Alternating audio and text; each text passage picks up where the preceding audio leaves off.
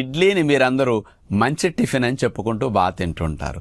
నేను మాత్రం ఇడ్లీలు మానేయండి, వండుకోవద్దని చెప్తుంటాను. ఎందుకు అంటే ఇడ్లీలో ఉండే మినపపప్పు పాళ్ళు ఒక వంతైతే ఉప్పుడు రవ్వ అంటే తెల్లటి బియ్యాన్ని తడిపెట్టి ఎండబెట్టి చేసిన ఉప్పుడు రవ్వ 2 కప్పులు ఉంటుంది, అంటే 2 ఇంతలు ఉంటుంది. అంటే మేజర్ షేర్ ఉప్పుడు రవ్వ అంటే తెల్లటి బియ్యపు రవ్వని మనం తింటున్నాము అంటే రక్తంలో షుగరు, చక్కెర స్థాయిలు పెరగటం, బరువు పెరగటం, కొలెస్ట్రాల్ పెరగటం ఇవన్నీ ఇడ్లీల వల్ల ఎక్కువ జరుగుతూ ఉంటాయి. కాబట్టి ఇడ్లీలు పిల్లలకు కానించి పెద్దల వరకు ఎవరూ తినకుండా మానేయటం చాలా మంచిది.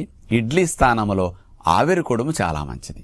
ఎందుకు అంటే ఆవిరి కుడుము కేవలం మినపప్పుతో మాత్రమే చేస్తారు కాబట్టి, అది కూడా పొట్టు తీయకుండా మినపప్పు రుబ్బుకుని మీరు ఆవిరి కుడుము వేసుకుంటే ఇందులో 25% ప్రోటీన్ వస్తుంది, కార్బోహైడ్రేట్స్ తగ్గుతాయి, హై ప్రోటీన్ పొట్టు తీయనందువల్ల ఫైబర్ కూడా వెళుతుంది కాబట్టి లాభం ఎక్కువ వస్తుంది. కాబట్టి ఆవిరి కుడుము తిందాం.